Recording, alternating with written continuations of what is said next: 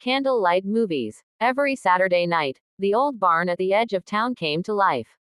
Not with animals or farm tools, but with laughter, blankets, popcorn, and the soft flicker of candlelight.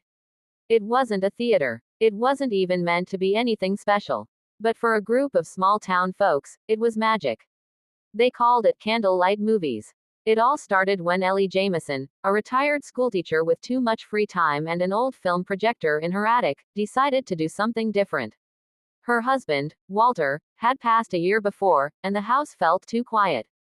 One night, rummaging through his things, she found their old date night box, a dusty projector and reels of classic films. That gave her an idea. She cleaned up the barn behind her house, set up folding chairs, strung fairy lights, and placed candles in mason jars along the wooden beams. Then she posted a simple flyer in the diner window: Candlelight Movies, Saturday Night Classics, free for all. The first night, just 5 people showed up. A young couple from down the road, an old man who didn't say much, and 2 teenage girls who probably thought it was something to post on TikTok. Ellie didn't care. She served lemonade and popcorn, and played Casablanca. By the time it ended, no one wanted to leave. Word spread. By the 4th Saturday, there were over 50 people. Families brought lawn chairs and quilts. Kids laid on hay bales. Someone always brought cookies. Ellie still ran the projector, even if her hands shook a little more than they used to. She wore her late husband's cardigan and smiled at the crowd every time she turned the machine on. The candlelight made everyone look softer, kinder. There were no phones out, just whispers, giggles, and wide eyes focused on the screen. It wasn't about the movie anymore. It was about being together. Each week had a theme. Western night brought the good, the bad, and the ugly. Romance week played Breakfast at Tiffany's. Even Halloween got its own lineup with Psycho and the Addams Family.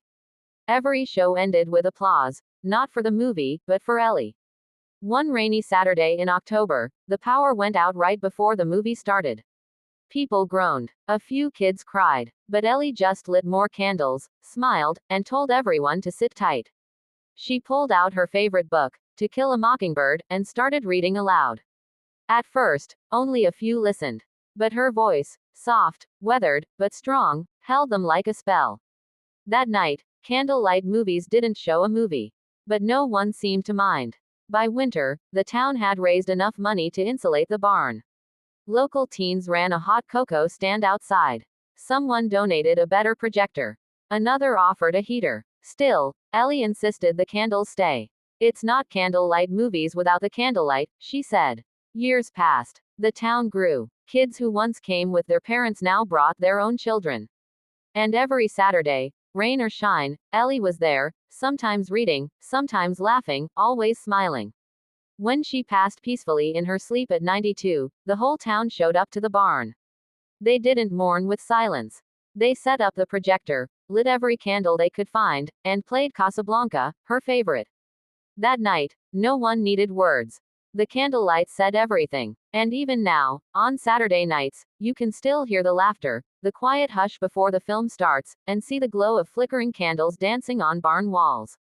Candlelight Movies lives on, not just as a tradition, but as a reminder of the power of community, memory, and a little